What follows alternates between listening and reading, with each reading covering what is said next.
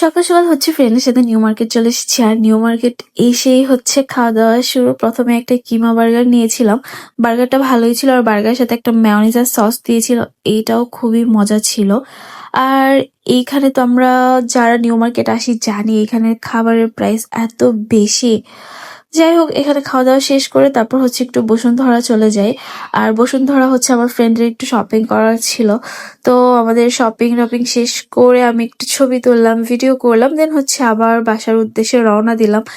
আর বসুন্ধরার বাইরের ভিউটা বিকালবেলা এত জোস হয়, একদম মনে হয় যে বাইরের দেশের একটা ভিউ, মনে হয় যে থাইল্যান্ড বা এরকম কোথাও চলে আসছে। আমার তো এরকমই ফিল হয়।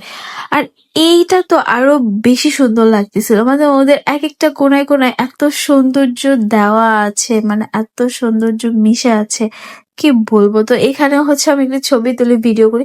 যদিও ছবি ভিডিওতে বোঝা যায় না, বাট যারা আসলে বসুন্ধরা গিয়েছে তারা জানে যে আসলে বিকাল হলে এই ভিউটা কতটা সুন্দর হয়। আর এই তো আমাদের ঘোরাফেরা শেষ, আর এখন হচ্ছে বাসার জন্য রওনা দিয়ে দিলাম।